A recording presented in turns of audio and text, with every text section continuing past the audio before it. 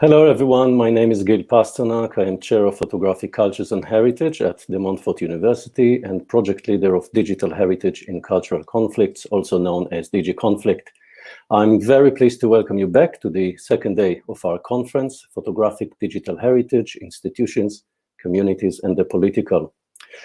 As mentioned yesterday, the conference is mainly concerned with two key questions or issues. It wishes to expand our knowledge and understanding about how digital technology and digitization in particular has transformed the ways in which historical photographs are collected and deployed in professional, vernacular, and public environments.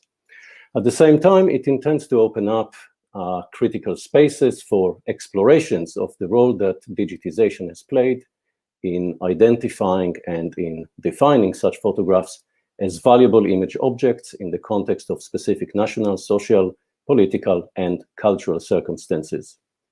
And so today we're going to have two sessions. The first is starting now, dedicated to relationships and connections of communities with photographic digitization and photographic digital heritage. We will then have a 2-hour break between 11 a.m. and 1 p.m. BST, that's UK time.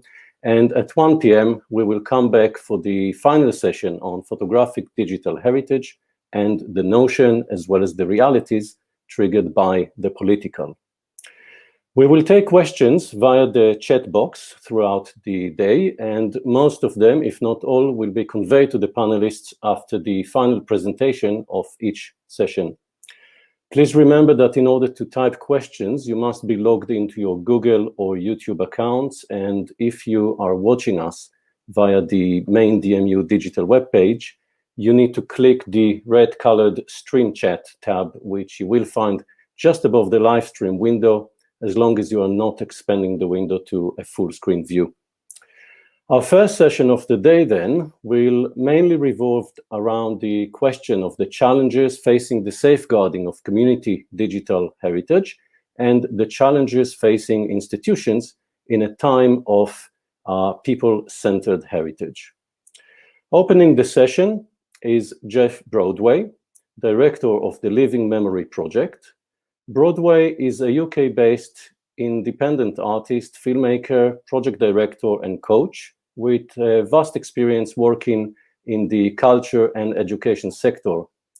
He has lectured in the field of photography, design, and interactive technology in the UK and in New Zealand, and he often works with communities and schools to record, share, and celebrate life stories.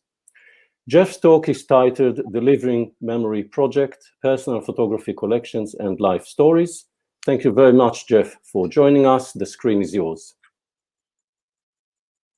Thank you, Gil. Thanks so much for the introduction. And thank you also for the invitation to be here, which is delightful.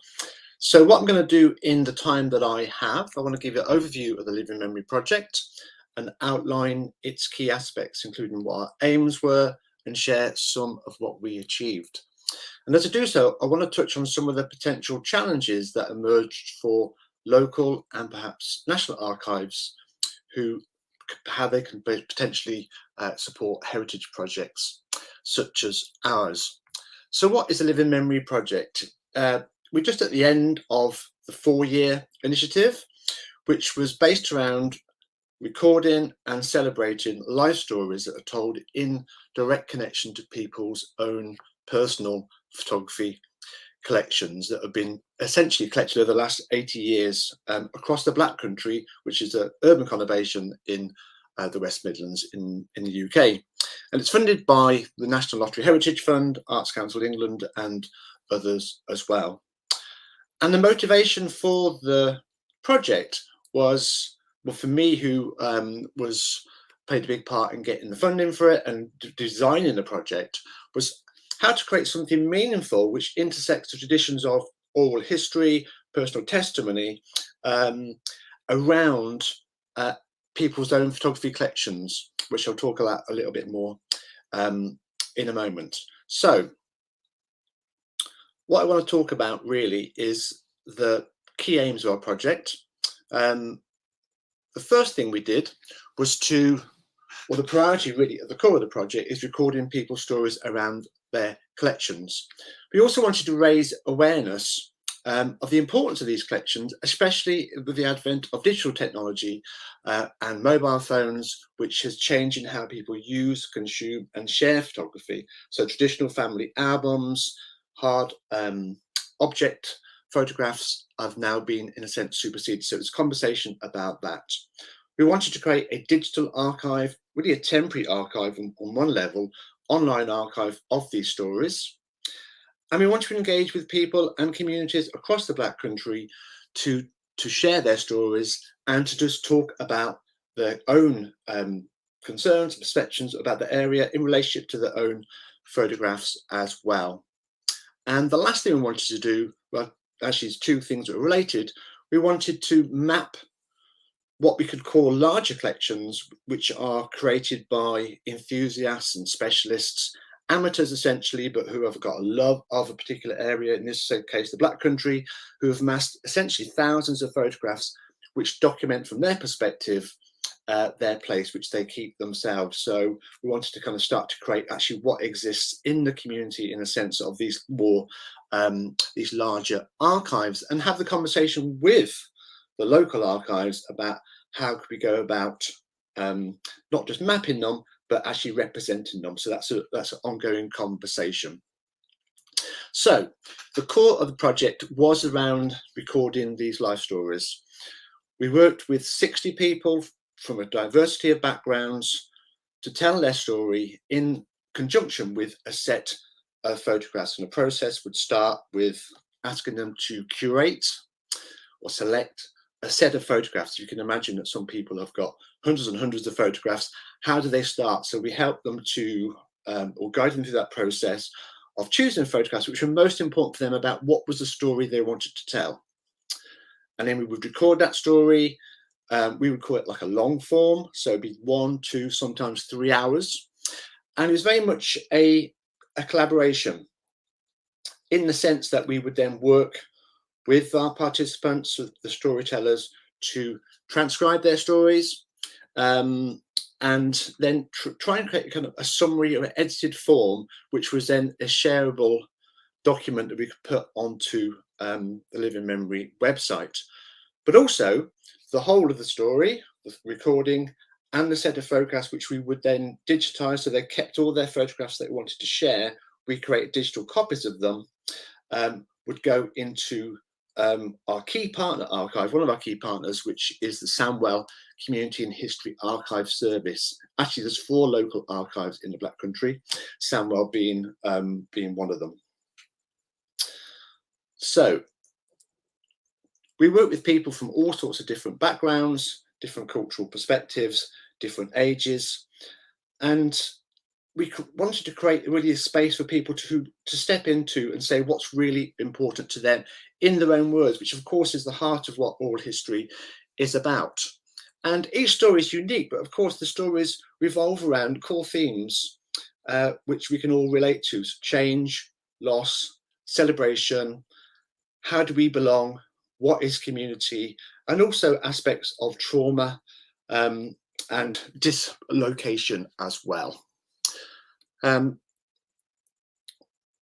this is just some of the photographs of us working with participants.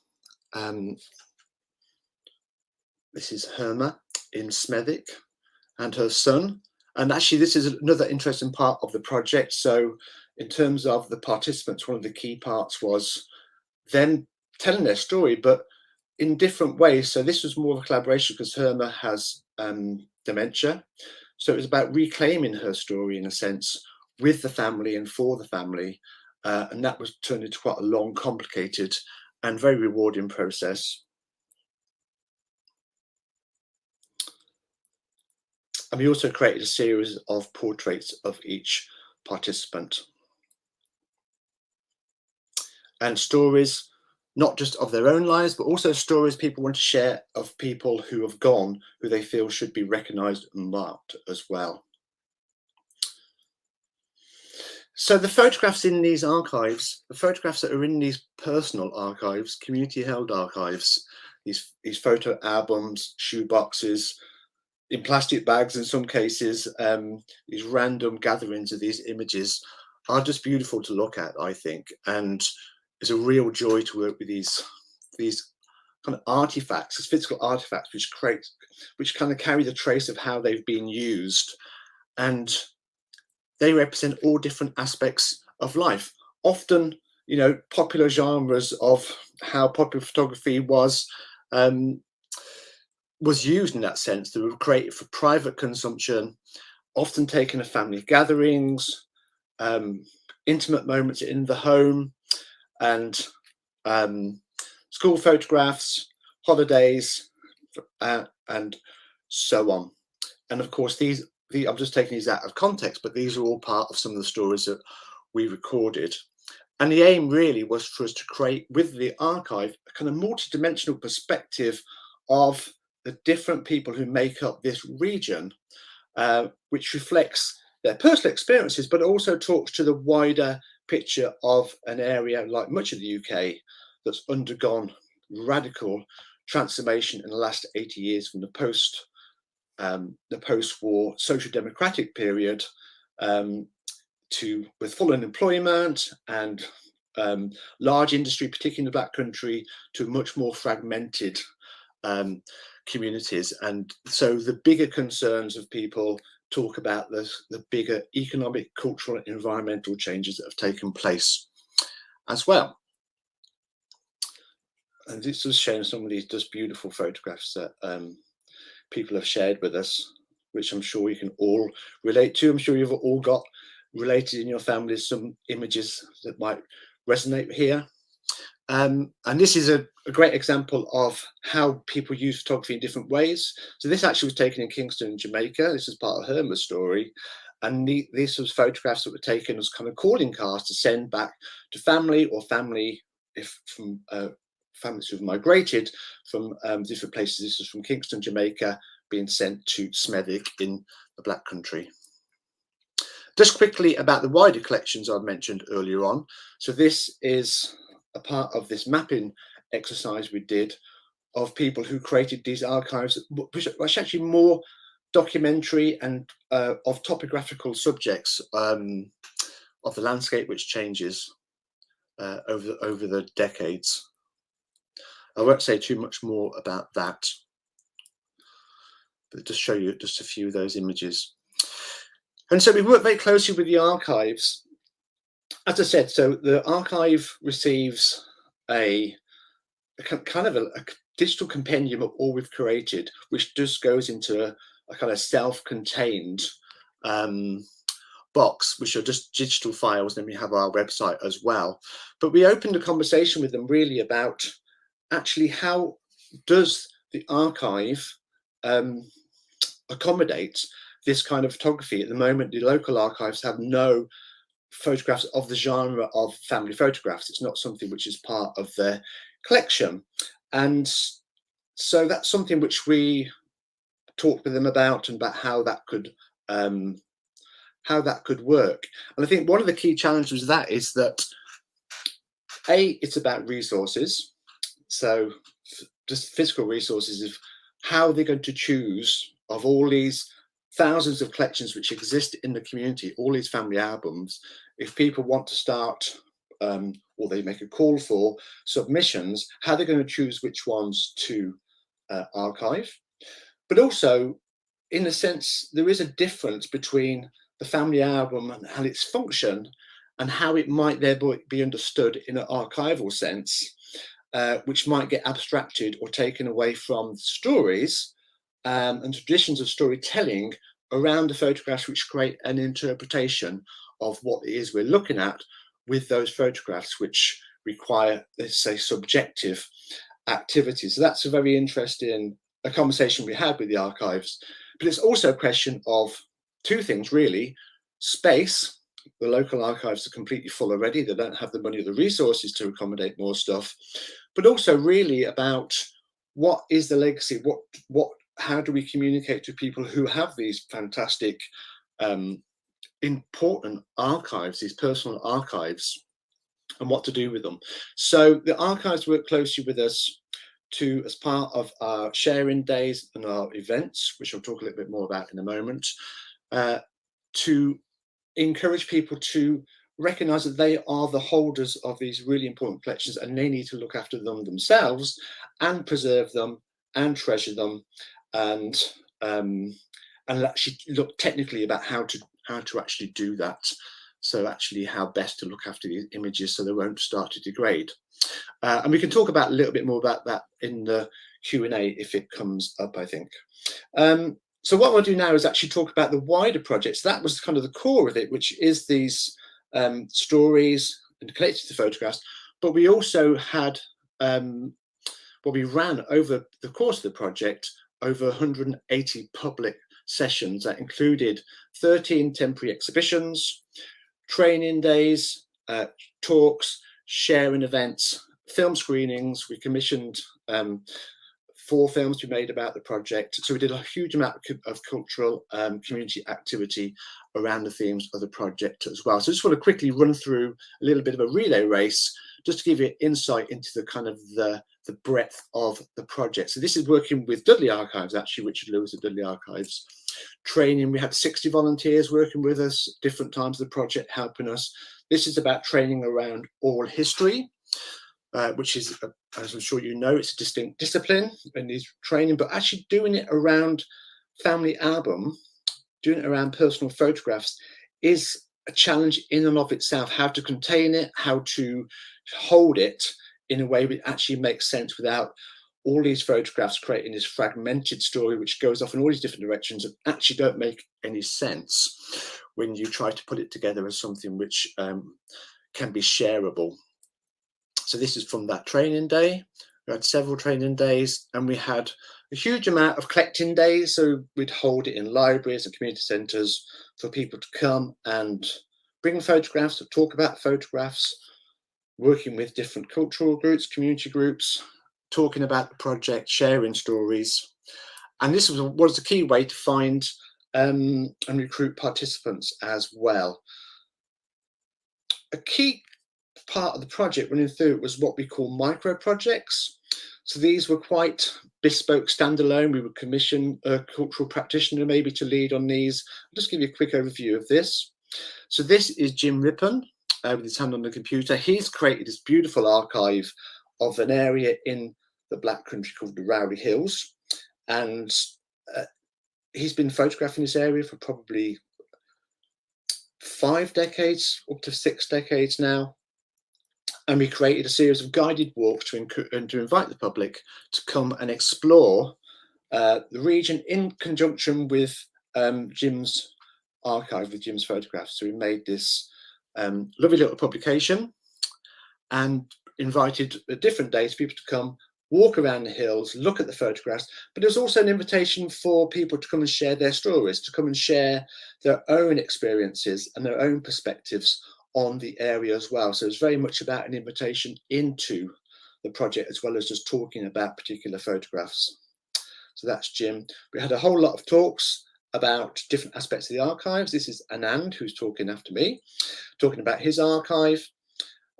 So just generally inviting people in to think about the importance of popular photography and how significant it is. Another one of our micro projects called Real Life Stories, where we commissioned a writer to work with writing groups across the region to create stories in relationship to their own personal photographs. This is one of the performances from that micro project. This is at the Wolverhampton Literature Festival just before lockdown, which was hugely successful. And we also worked a lot with young people, which was a really important part of the project for us. We want to be inclusive as possible, but also talk to young people about how they use photography, how they see photography, and how they understand how photography has changed themselves. This is working with a school in Rowley Regis. And we invited some community members to come in and work with the children, to work with the cohort, share stories, share some photographs, and the children created graphic interpretations using 7 words around these stories. So it's highly creative, very engaging. This is some of the pupils. This is from an exhibition of their work at Hayden Hill House Museum in Cradley Heath as part of the showcase of that project. And as I mentioned earlier on, we got funding from Arts Council England into the project. So we invited and commissioned 11 artists to work across the region to engage with the core themes of the project, and also to work with communities as well. So to actually share skills, share ideas, invite participation, and produce some kind of creative response to what the project means to them, essentially. Artists from different backgrounds. Just going to give you a quick run through just a couple of them. I haven't got time to go through all of them, obviously. This is at one of the sharing days. So it was important that the artists felt they were part of the project. So they worked together, supported each other, discussed ideas, shared research. This is Farhad Berriman and his Afghan Camera, working with the community group in Warsaw. This is the start of the project. So the Afghan Camera is a beautiful, he made this himself. Everything happens in the camera in the sense of when the light's exposed onto paper, not film, it's developed and fixed in the camera and then goes through the same process again. So he's, I think, Iranian born. And so his family's got tradition, which has a connection to Iran and Persia in terms of how it was used traditionally. I think they're still used now, actually. Then he worked with the community, produced this beautiful series of images onto leaves called traces.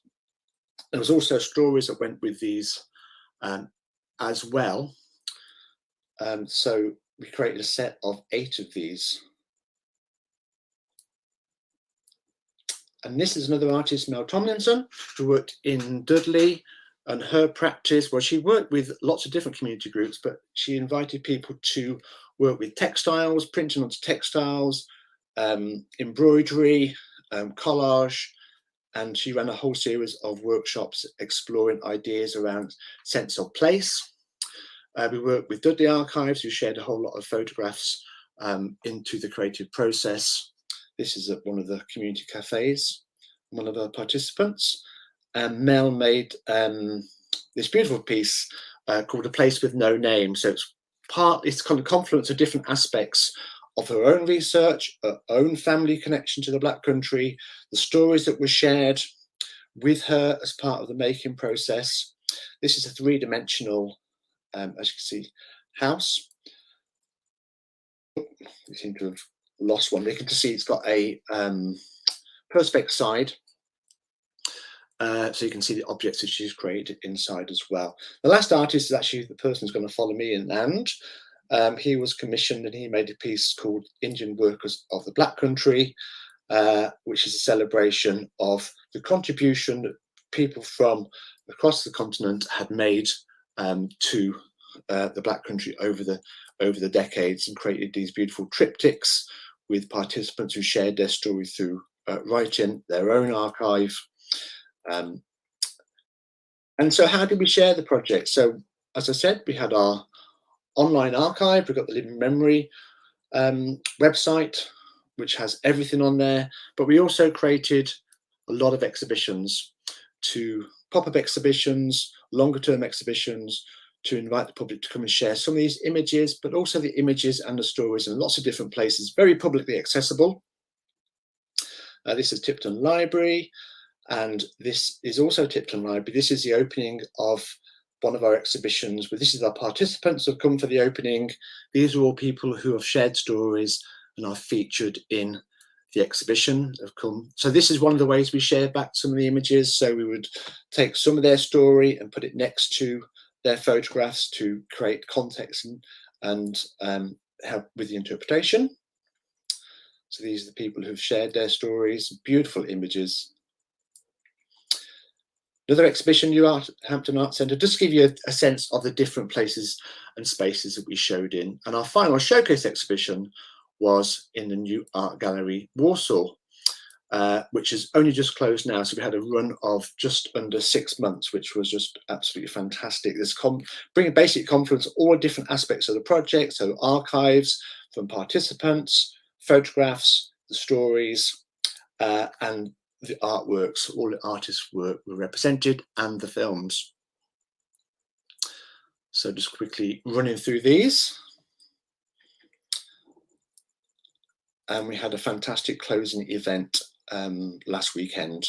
So some of the participants, it's so good to get everyone together after so much separation with lockdown. So people come and see their work and come and talk about their work and come and share the experience of being involved. So it's a really nice way of closing that project. And the last thing I want to talk about is the project book, which was a key part of the way we've shared the project.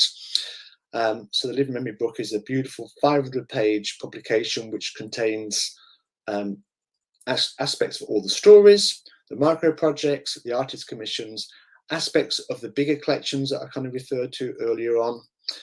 And we have about 100 copies left. So if people want a copy, they can head over to the Living Memory website and pick one up. And also, we also invited some writers to interpret and contribute to the project, Gil being one of those. So yeah, I think I'll leave it there. I think that's the end of my presentation. Thanks so much for creating space for me to share the. Any questions and discussion afterwards? Excellent. Thank you very much, Geoff. It's always a great pleasure listening to you talking about the project. It's really fascinating project, and I really hope that we will get some interesting questions from the public. I certainly have quite a few already. So thank you very much. And I would like now to welcome our next speaker, who is Anand Chabra. Anand is co-founder of the Apna Heritage Archive, which won in 2017 a national award for Best New Archive in the UK, awarded by the Community Archives and Heritage Group. Anand has also worked with many institutions across the United Kingdom. Some of these include the National Trust, Arts Council England, the Heritage Lottery Fund, Grain Photography Hub, and in 2020, Historic England assigned Anand to document responses to the COVID-19 pandemic, especially in the Midlands here in England, as part of the Picturing Lockdown documentary initiative. Anand's talk is titled Punjabi Migration to the Black Country, a photographic journey through history, cultures, and digital technology. Welcome, Anand. Thank you for your contribution to the event. And the screen is yours. Thank you, Gil. Yeah, so I just want to open up by thanking Gil for all his support that he's given him since I've been introduced myself to him in 2018. I was fascinated by his work on DigiCONFLICTs, and he's been really good encourager and advisor and a supporter of Black Country Visual Arts and our work with the Punjabi archive. So I want to thank him for all his support. It's been very valuable and beneficial to me and to the organization. And special thanks for putting us in the Photography and Culture Journal, 17 pages of Punjabi migration to the Black Country, a photographic journey through history, cultures, and digital technology, which I'm really made up about. And it looks fantastic in there. And thanks for Gil again for guest editing that piece. And I could go on like this for 20 minutes just to thank him for all that he's done so far. It's been a brilliant partnership, it really has. Yeah, so again, my name is Anand Chabra. I'm a director of Black Country Visual Arts, and I'll be discoursing about the Punjabi migration to Wolverhampton, a photographic journey between 1960s to 1980s, the period of mass migration for all Punjabis to the city. And the project is called the Apna Heritage Archive. And just to clarify the word Apna to you from the very outset, it just simply means ours. So in the Punjabi language, it's distinct to that community. So we called it that so that people would know exactly that we're creating something unique just for a specific community within Wolverhampton. So this is our poster that we use for marketing, and we're inviting people to contribute their images, to learn more about history and culture and archiving, and to develop skills digitizing images as well as photography skills within the project within 2 years, which took place between 2016 and 2018. So the outline, just in case you're wondering what the outline of the map is, the outline was, again, to attract Punjabis, because that's the outline that everybody knows, kind of a pear shape of the Punjab in India, which is based in North India. So a little bit more direction, just to let you know where we're going in the next 20 minutes or so. So I'll be looking at the first point, starting with the Apna Heritage Archive in context, who the people are, where they came from, where they are, where they were, etc. And largely why we collected, why it was important to collect that. The second point is about the community engagement and how we encourage participants to give out their images for digitization. And then I'm going to talk through some about the collection, what the images reference specific to that Punjabi community. And the third point will be about the digital technology and its impact upon the Punjabi community locally, nationally, internationally, and generationally, I would say, and the wider community. And also, I will finish, I'll put the fourth point into the third point, which will be bolted on at the end, about the future challenges that we have in sustaining the archive and what role institutions could have in helping us in the future. So let's begin. First point, Indian migrant workers have always been present in the United Kingdom's county of the West Midlands since the 1930s. Initially, they were mostly men. However, by the 1960s, many of them traveled back to India, married Indian women, which meant that over time, more families migrated to the region. So they found work in the manufacturing and the textile and service sectors across an area known as the Black Country, which consists of the metropolitan areas of boroughs of Dudley, Samwell and Walsall and Wolverhampton. Just to help you, there's a map here on the screen to show exactly where the Black Country is. And it comprises of those four towns. And Wolverhampton is the only city within that place. And Samwell has a number of towns. So it's a region in itself, to get a very small region within the Black Country. It's not officially recognized, but it's actually called the Black Country because of the Industrial Revolution, when blacks used to rise away from the chimneys, from the manufacturers and foundries in the Victorian period, and it got the name of the Black Country that way. So while the Punjabis worked hard to make a living, not everyone was pleased with their arrival. The Indian migrants gradually became subject to racial abuse and discrimination, largely fueled by the two infamous politicians, Enoch Powell, who was MP for the city of Wolverhampton at the time, and also people like Pete Griffiths, who was the MP of Smethwick, who also had a slogan for his very racist election in '68 called, "If you want to for a neighbour, vote Labour."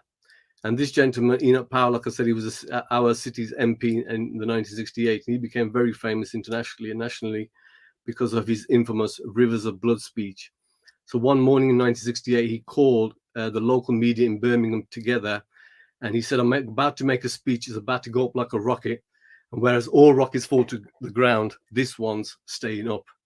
And he coined or quoted a 2,000-year-old poet by the name of Sybil, and said that he's like the poet, he's foreboding about the future, where he sees the future foaming with much blood. So the media coined the speech, the Rivers of Blood speech.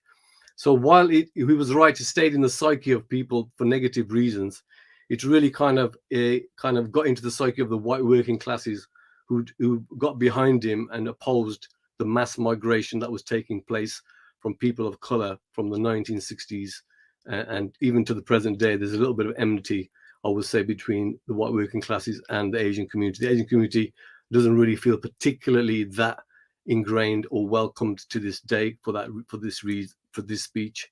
But despite the opposition, it's important to say, though there was a lot of tumultuous time at that period, there was a bus drivers' turban dispute in Wolverhampton where the Sikh bus drivers weren't allowed to wear their turban. This was an international event, as well as the election in Smethwick with Pete Griffiths, which then caused the Indian Workers Association to appeal to Malcolm X, who also came into the area. So it was a very tumultuous time for Punjabis. But despite this opposition, it's important to say that the Black Country has welcomed the migrants. And soon enough, through the Indian shops, the Indian supermarkets, the food centres, the Desi pubs, which are pubs that serve Indian food, and they're dotted all around the Black Country, the local music and the vibrant local multiculturalism, people live fairly harmoniously within the city. So the speech hasn't come true. So in 2016, members of the Black Country Visual Arts, a local community cultural organisation, of which I am the director, established a digitally based photography archive with a view to increasing the visibility of the UK-based Punjabi migrants in British society. So we started a conviction with the collection because 15% of the whole of the city of Wolverhampton 40,000 residents of Punjabi, which is the largest outside the UK.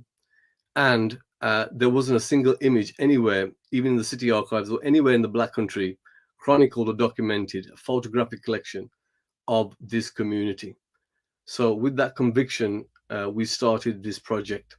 As I said, Apna means ours. And indeed, we designed the Apna Heritage Archive to preserve private photographs that nevertheless can reflect and respond to the broader history of the Punjabi community in the city of Wolverhampton. And in order to create it, we set up events and workshops. We're here at this picture you can see at the Sikh Survey UK, which was hosted by the University of Wolverhampton in 2017. We did a number of things like we went to local history fairs. We put adverts in the glossy Wolverhampton magazine. We went to dance events. We went on the streets. We had events at this Gurdwara where we were based at our archive. But a lot of the stuff that we tried initially hadn't worked. And after 11 months, I can tell you that I only had a handful of images, and we had a target of 2,000 to collect, which we gave ourselves under the Heritage Lottery funded project from the beginning. So the thing that really turned it around was approaching the day centres within the city. Day centres are places where the Punjabi community congregates, the older generation, particularly the older generation. And we asked the participants there to bring along photographs, but it's only when they saw the dedicated archive space that we created within a Gurdwara in probably the most densely populated area of Punjabis, which is Blakenhall in Wolverhampton. It was then that things started to kick off. So once they see that the setup is really there for the community, then they got into kind of action. And it's important I put this quote up because it is true, I think, from what I'm hearing from different archive collections of displaced communities around different parts of the world, that it's often the men who take the images in families, yet it's the women who are the gatekeepers to the memory.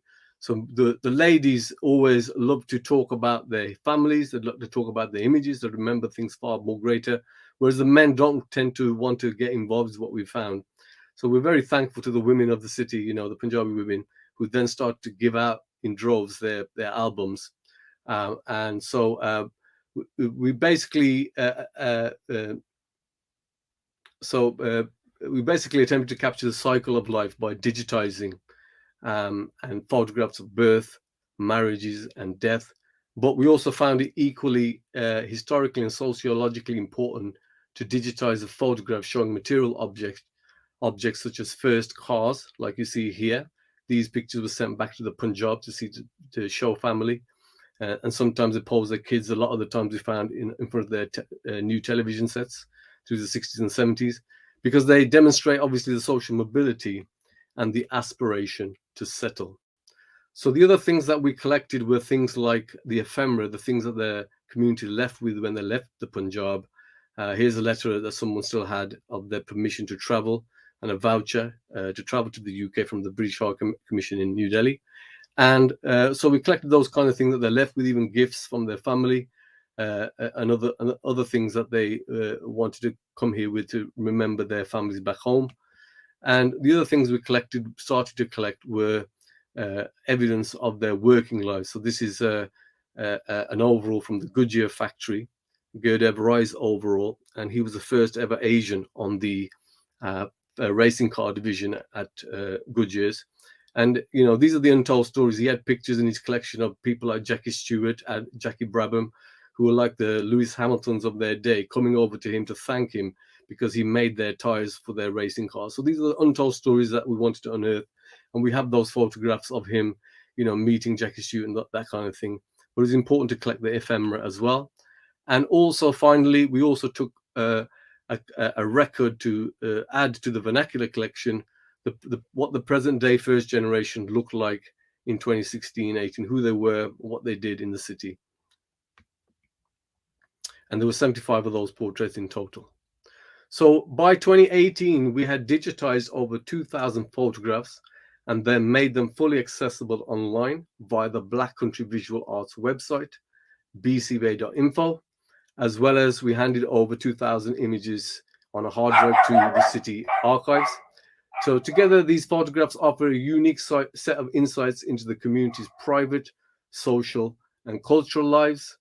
and they represent about approximately 40 Punjabi families from Wolverhampton. They mainly focus on the history of the mass migration of Sikhs and Hindus from Punjab, documenting multiple aspects concerning the social, cultural adaptation to British life and culture between the 60s and the 70s.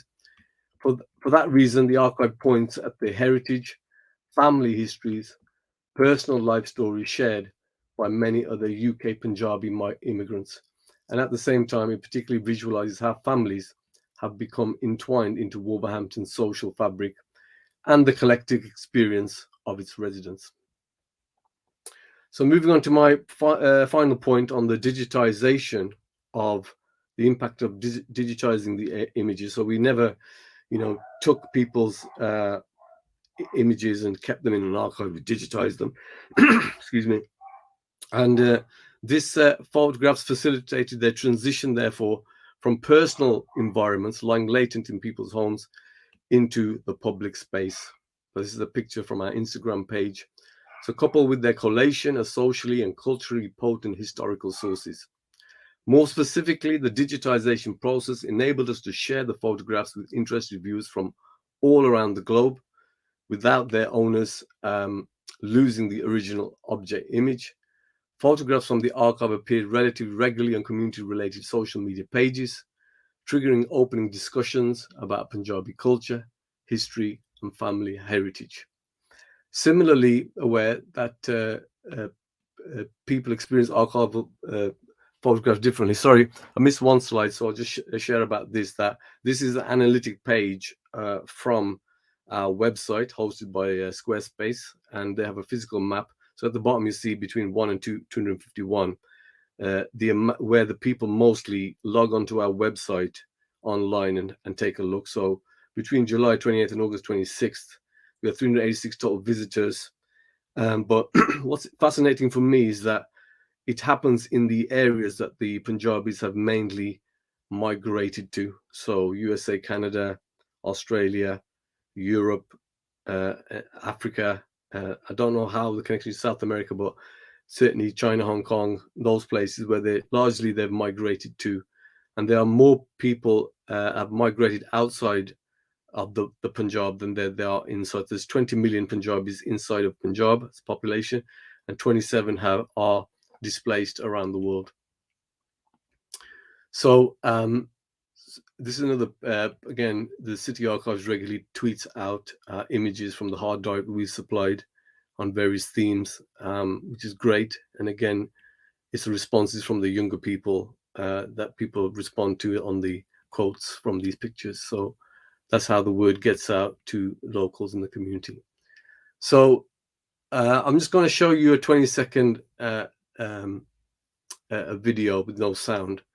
So people experience archival photographs differently in gallery spaces. I'm going to show you the exhibition, the inaugural exhibition that took place in Wolverhampton at the end of the 2-year period of research, and I'll talk a little bit more about that experience in a minute.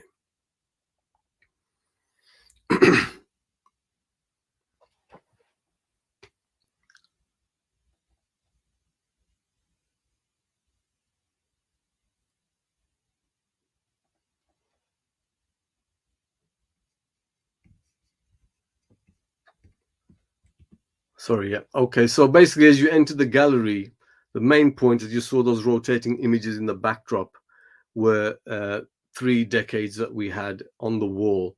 We took about 200 edited selected images for each decade, and there were benches in front of the people. So when we did the exhibition, the experience that we wanted to give them was to start to educate the Punjabi community who came to see the exhibition that once you look at an image, there's also a file reference number. Because what will inevitably happen in a tight-knit community is that people will say, well, I know this person and I can identify with the area, but it's all changed. I don't know quite where it is. We had a file reference so that people could go over to the scrolls that match up with each decade and find that reference number and then find out the who, what, where, when of each and every image. So this was kind of helpful in getting into the psyche of the community that we're actually archiving your history. We've done it now. It's available for you to see. So on numerous occasions, whenever you enter the exhibition, and we are online digitally, that people and individuals were able to help us elaborate more about the images. So the times that I went in, whenever I went to the exhibition, there was this lady here with the husband, and she couldn't quite believe that it was her father who was in one of the pictures. The husband said he was convinced it was her father, and he was, but she couldn't recognize him. But she started to cry because the picture on the right that you see with the man with the glasses, it happened to be her grandfather, and she hadn't seen a single image of him. And she asked us where we got those images. So another member of the community was friendly with her grandfather and her parents. They're the ones who gave us those images to scan, and she was just, amazed that somebody else had those images that she had never seen before as well. And again, people who see themselves on the wall. This is this couple's wedding day. The brother had given us those images on the album, and they just happened to be at the exhibition that day. Another gentleman started getting excited about one of the portraits, and I could hear him as I approached him. He says, "I used to work with him." And then he started to go over to our other archive. We had an iPad with all the 2,000 images. And he said, "I used to work in the factory with that gentleman who's now the guy holding the beer. And the guy with the mustache, we didn't have any collection." So he said, "His name's Billy Sanger. I used to work with him." So we were able to collect a bit more information and change the archive accordingly. So this happened either online and at the exhibition, or wherever we share those images. People get in touch with us to share a bit more information, to correct us on spellings that we've got. The community, they feel that they haven't given us the right spellings, those kinds of things. But the information is always being updated for that reason, that it's their archive and they have the right to ask things to be changed or taken down even. So yeah, I mean, the whole exhibition was a huge turning point in terms of the psyche of also understanding art, because it's a migrant community that came from India. They came for economic reasons. They've taught their children just to get good jobs and not focus on the arts. But this was a huge turning point because it was extended by the city council.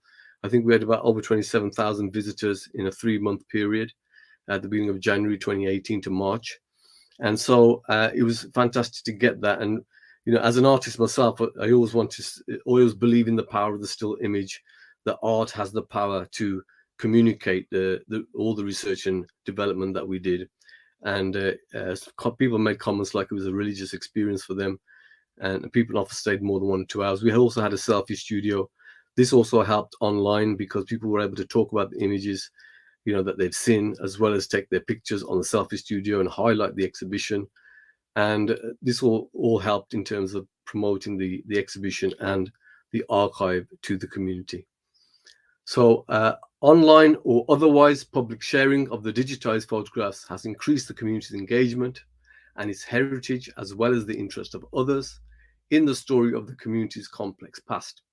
Indeed, ever since its inauguration, the Apna Heritage Archive has especially stimulated the younger generation of UK-born Punjabis to get involved in capturing and preserving their heritage, while it has also been widely used as an accessible resource for schools.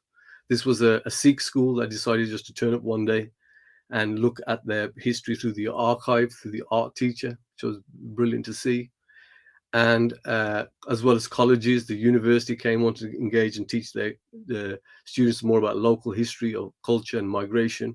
Art departments, both at the college and again at the University of Wolverhampton, want to look at the fashion and the clothing from those decades.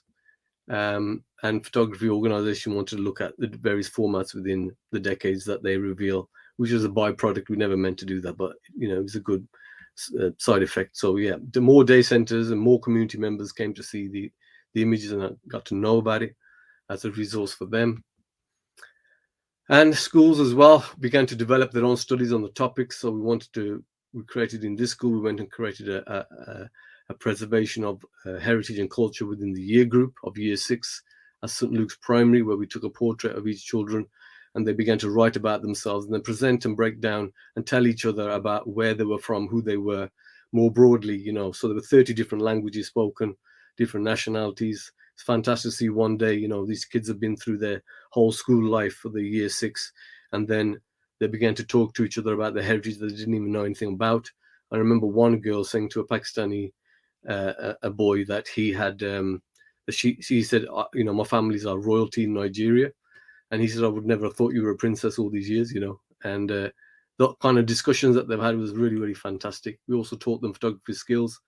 We took them to the city archives, so they learned about what a strong room is, how archives are kept, what records are kept, who keeps the records, and why the whole thing is called a strong room. There's things that they never learned about even within their local heritage. So this is my last picture where I want to finish on the challenges that now we have, that we've established the archive. We readdress that, the fact there's no representation as a record, photographic record of the community. You know, we're very much a micro organization, a 1 or 2 man band at times. You know, we don't have the resources and the means. We believe perhaps institutions like the city archives, or, you know, institutions abroad, the councils, the art galleries could get more involved through supplying more resources. And they've done things like, as you see here, this is Richard from the Dudley Archives. He was a senior archivist there. So he was teaching our community how to future-proof the archive, how to keep the albums, what temperatures they need to be kept up, how to sustain them, and the thoughts around that. But I still think that there's more questions than answers about how we must sustain these archives in the future. And with that, I'm going to finish there and lead on to the question and answers time. I'll see you there. Thank you. That's great. Thank you so much, Anand, for your wonderful presentation. And thank you also for your kind words right at the beginning. It's been absolutely my pleasure and my honor to work with you and to support your fantastic initiative, of course. So thank you very much for that. We are now approaching the final talk of the morning session. I would like to encourage our viewers to start posting questions, if you have any, of course. And meanwhile, we're going to move on to our next speaker, who is Dr. Katrin Troyano, whom most of you already met yesterday. Dr. Troyano is National Curator of Photography at the National Trust, working with its dispersed collection of photographs, numbering approximately 550,000 objects across 250 different sites. Before Katrin joined the Trust, she worked as a curator of photography at the Victoria and Albert Museum in London. And you can find some of her publications on different photographic histories and practices in journals such as Photography and Culture and Photo Researcher. Katrin's talk is titled Dilemmas of Digitization, Considering Community as Cataloging Strategy, which I imagine is going to give us some insights into the question of intersections between digital photographic heritage and communities from a more institutional perspective. Welcome back, Katrin, and the screen is all yours. Thank you, Gil. So, photography and heritage practices have long been interrelated, which is clear in the roles that photography has occupied in cultural institutional processes like public engagement, preservation and conservation, and audience communication. Photography's integral place in pan-institutional practices was further cemented by the advent of digital technologies, which introduced shifts in how institutional collections have been processed, maintained, and shared.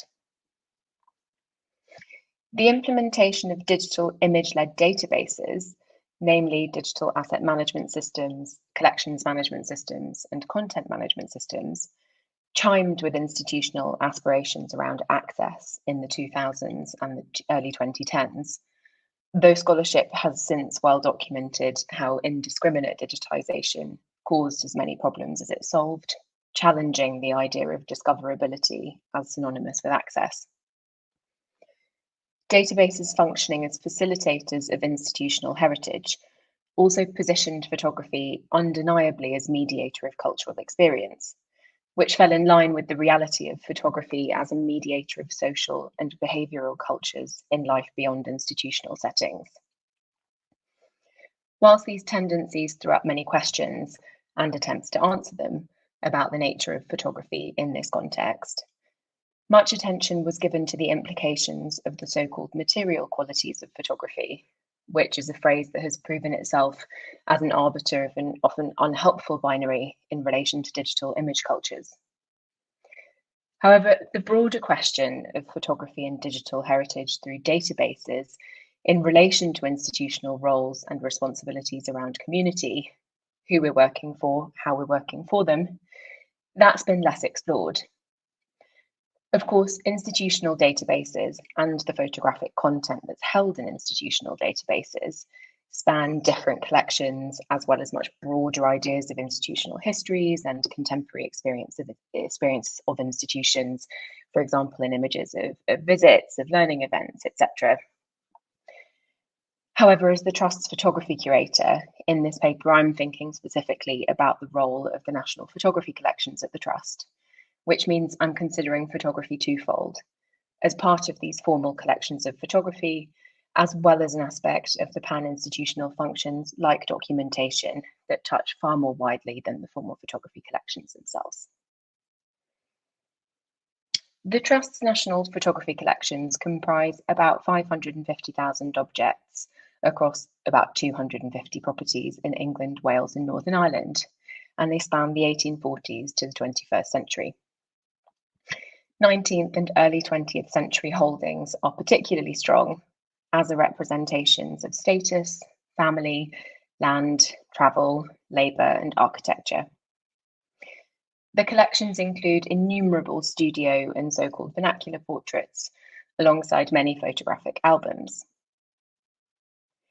Family albums, diaristic albums, and scrapbooks, rich with annotations and notes, exist alongside important 19th and early 20th century travel albums depicting the Middle East, South Asia, and North Africa in particular. The photography collections were largely acquired as part of property acquisitions, coming into the care of the Trust as part of the contents of building themselves. In this regard, their origins are different to those of traditional museum collections, and they represent as much the histories of collecting and the social histories of photography as they do the history of photography from a more technical or object-based perspective. The collections are unfiltered reflections of personal relationships with photography, often built up over many lifetimes.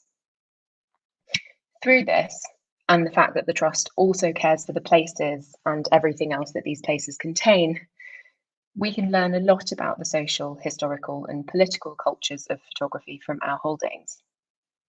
In turn, therefore, these collections carry great potential in their ability to function as cultural legacies of communal heritage. But the question of what we mean by communal and the impact this has on how stories and histories are prioritised, researched, interpreted, displayed, and shared can be complex. The Trust's photography collections comprise largely historic holdings. However, their roles and successes are intrinsically linked to digital technologies. As Gil Pasternak stated, digital technology and digitisation in particular have transformed the ways in which historical photographs of value to perceived inherited cultural legacies are collected, used, deployed, or even identified as such. At the Trust, the reliance on digital technologies for public profile is especially as acute as the photography collections have historically been under-recognised and they remain under-researched. Other than inclusion in some property activities, in period rooms or interpretation, for example, which usually feature reproductions rather than original objects, photographs from the Trust's collections are difficult to access in person. Photography has traditionally been undervalued compared to the Trust's better-known collections, such as painting, sculpture, or silver, despite the cross-disciplinary potential of intersections between photography and other branches of material culture. There was no subject specialist photography curator in the central curatorial team until 2019, and so we're still trying to distill how to best make sense of an enormous mass of imagery, much of which is either uncatalogued or inadequately catalogued. The way in which photography has been previously implemented on site also privileges content in an illustrative manner rather than recognising the socio-cultural significance of photography and the many ways in which wider practices of making, collecting, maintaining, presenting, and reflecting photography have been and continue to be relevant issues. As such, at this stage in the process of researching and working through the Trust's photography collections, online presence is almost disproportionately important, and almost all digital implementations of the collections rely on knowledge captured through cataloguing in the collections management system and digital imagery available through the image library. When considering such large quantities of material, however, devising strategies for how to prioritise and design research and cataloguing processes are not passive, and they raise many questions about audience, reach, and institutional bias. From a practical perspective, we know that accessibility goes beyond notions of discoverability, and I don't think that realistically, with the resource that we have, that we should at this stage be aiming to catalogue everything to the same high standard. I think there are more efficient ways to draw out representative groups of material that activate the broader themes represented by the collections, which contributes to building a profile around breadth and allows the full conceptual and thematic scope of the collection to be accessible in lieu of being able to catalogue 500,000 objects in a timely manner. Of course, research and cataloguing, they're ongoing tasks, but approaching these with a first-to-last object methodology ignores fundamental questions of how different layers of photography work together in digital contexts, and it delays the application of results of work in other frameworks. This is a phenomenon that has hamstrung institutions over the past 2 decades, as commitments are subject to change institutionally and funding is subject to waning. This means necessary prioritisation of representative groups of material, which raises questions about who's making decisions of selection, who institutions work for, how we work for them, and how we ensure that we're working in responsible and accountable ways. Curatorial institutional structures are inherently hierarchised and therefore inherently problematic when it comes to thinking about communities and publics. And questions about specifically who the Trust as a charity should be functioning for has been the subject of intense public debate since the October 2020 publication of the interim report on the connections between colonialism and properties now in the care of the National Trust, including links with historic slavery. Since then, revisionist historical narratives have been pushed by right-wing lobbyists and lobby groups, playing out in a conservative media and bolstered by the cultural agenda of our Conservative government. But the Trust has 5.6 million members, which is drawn from the 67 million British public. And the loudest voices, those determining legislation, or those governing column inches, are certainly not always the most representative. The Trust does ongoing research on audience insight and understands its visitors in terms of life stages and segments, including under headings like Out and About, Curious Minds, Young Independents, and Explorer Family. The Insight team gathers valuable information about who uses trust places, why, what's important to them, and what separates infrequent with frequent visits, and so forth, which all inform how the Trust as an organisation prepares its offer and helps understand how we can best serve our audiences across the varied remits of land and nature, architecture, history, and collections. But this kind of research is naturally focused on the audiences that the Trust currently has, and it's much harder to do segmentation or analysis in this way about potential audiences, the audiences that we don't have but we could have.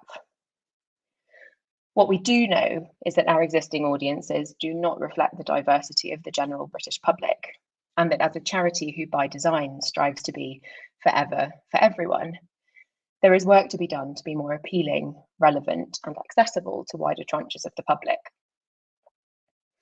Photography is a good starting point for this, as areas of the collections are well placed to expand or interrupt dominant hegemonic narratives. Whilst much of the most researched or most displayed material in the photography collections relates to experiences of the social elite, who make up many of the former owners or the donor families of trust places, there is also breadth of experience represented by material even compiled by this elite. For example, at Erddig in Wales, house staff were given photographic materials and we think some equipment, and as a result, there are albums and other prints which reflect their experiences rather than those of the York family who owned Erddig. This includes an album made by Lucy Jones, who was nanny to the York family children in the early 20th century. The York family also made photographs of their staff regularly prior to this. The earliest we know of is a daguerreotype from 1852, a reproduction of which is on the left, I believe, of your screens. And this tradition of photographing taps into an even longer tradition at Erddig of making portraits of staff, the first set of which were painted in the 1790s. This kind of practice does, however, rely on unequal power dynamics at play, and so raises different questions about ethics, hierarchies, and control. Allegedly, the York family also encouraged their staff to marry, and Lucy Jones did indeed marry the Erddig groomsman. The potential of this kind of material to speak in a multifaceted way, however, is there, regardless of these layers. Another example is travel albums. Patterns of travel in the 19th and early 20th centuries become clearly visible in the holdings of the Trust, including one route that I think of as a Nouveau Grand Tour that involved Southern Europe, the Middle East, and North Africa. And there are also many albums depicting trips or longer periods of residence in South Asia, which illuminate and are reflective of global social politics at the time. Though mainly these albums revolve around the experiences of the person or people who travelled, which was often facilitated by a level of wealth or privilege, there is much to be learned about the impact of travel, diaspora communities of the countries depicted, and how a West-originating approach to travel, including through these objects themselves, contributed to cultures of othering in Britain that have endured. And of course, not all trust places do relate to the social elite. Increasingly, there are more examples of built environments cared for by the Trust with broader origins, like pubs, industrial sites, churches, and residential sites, which sometimes have their own photographic collections too. So how can we bring all of this together in the context of digital heritage and databases? How can we recognise the interdependencies of photography across an organisation's remit, from historic collections to documentation and marketing and communications, whilst recognising the importance of photography as both the stuff of and the facilitator of cultural legacies, sometimes at once? How can we distill a mass of objects and images through databases that, at this stage, still require huge investment of time and resource to create and maintain records, whilst trying to expand our narratives and speak to broad audiences? Now, I don't have the answer to these questions, though I wish I did. But one route we can think about is to take community as the guiding principle of cataloguing strategy, which there are various ways to approach. One is to start local, to be guided by those most physically accessible to collections and sites in person. And this helps to mitigate some of the practical difficulties of the Trust as a multi-site organisation, as a focus on locality can feel more tangible than trying to draw out layers of national or international community. We can approach objects geographically in terms of content, trying to speak to people who relate to particular places depicted in images, or we could also approach objects thematically, drawing upon common societal or cultural experiences. And thinking about community and digitisation, or the concept of digitizing for diversity, one participant of a Paul Mellon-funded collaborative project between Birkbeck and the National Trust, which I worked on with Professor Steve Edwards, they said, "The collections are the problem that we build upon, given that collections are the physical canon. So digital projects need to reckon with that. They're only an extension of the physical collections that has inherited all the problems." This participant continued, "There has to be a choice against that, in selection for digitisation, in where scarce resources are pointed for cataloguing and for metadata creation. It's only going to balance out the cultural heritage and digital collections that we currently have if there's a flipped focus on the women, on the people of colour, on all the protected characteristics, and that those are documented so people can find them if they search, but also digitised in the first place. In order to be successful, any cataloguing approach with community or diversity at its core needs proper consultation, collaboration with local or community leaders, and rigorous future-proof methodologies. I'm not going to attempt to map those out here. Instead, I'm going to think about the next stage, about how to activate this work through digital frameworks when it's done. Because even when those pieces are in place, then there is a significant need for the institution's digital infrastructure to be efficient and robust, especially at an institution like the Trust, which operates a multi-site offer, so that geographically disparate aspects of heritage can work across places and function together as a wider cultural phenomenon. At the Trust, this remains a challenge. The databases as they currently exist are geared towards prioritising income generation through the picture library, rather than digital asset management in a purer form designed for curatorial or documentation function. There is not currently a separation between the commercial image library and a digital asset management system, and the online collections catalogue, or the front end of the curatorial collections management system, is also linked to the picture library for its reference images.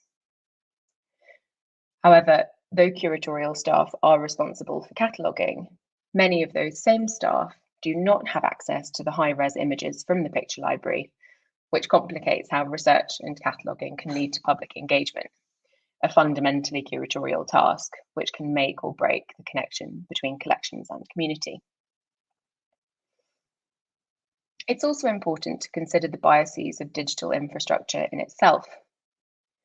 Another participant of the same Paul Mellon-funded project with Birkbeck said, "The internet and the World Wide Web is not simply a tool or a platform for communicating embedded content, and it is far from neutral in any of these respects. Online communication is both a culture distinct from real life and made up of a hybrid set of cultures. It is therefore important for traditional analog-based cultural connections to recognise and engage with the many cultures of the internet." In regard to digitisation, this participant continued, "The digitisation of an object is not simply a reproduction of the original, but a new object, most likely some form of compressed image file or JPEG, which has a life of its own and certainly finds its way and is found through different search engines and platforms. The corporate collections portal is not the only or necessarily the best way for users to find or engage with digital images."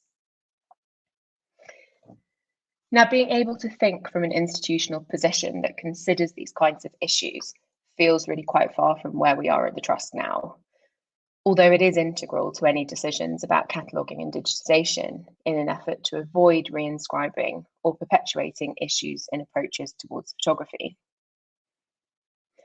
I think that part of this distance can be connected to the structure of the wider ecosystem of photography, to take Elizabeth Edwards' term, at the National Trust, and how digital practices have buttressed with a belated curatorial commitment. At many other national institutions that care for photography collections, curatorial practices around those photography collections were established some years, and in some cases some decades, prior to the advent of digital technologies. Even though photocuratorial disciplines typically arrived later than other curatorial disciplines, there was some basis to photocuratorial practice. And as such, the integration of photography into other institutional functions occurred in the context of existing photographic strategies and against the backdrop of photography as a curatorial field.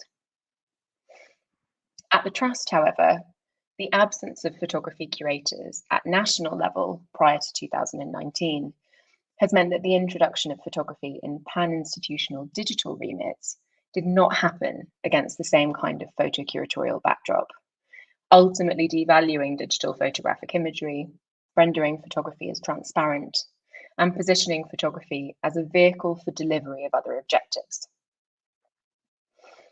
At the Trust, which necessarily operates with a rigorous financial model, this has now exposed conflicting priorities that highlight the importance of digital infrastructure and photography in its reliance on and participation in that infrastructure to an organisation's ability to engage with the public and with its cultural offer. That's not to say that resolving the value systems of photography would naturally resolve all digital infrastructural issues, which are subject to many factors other than what I've touched upon here.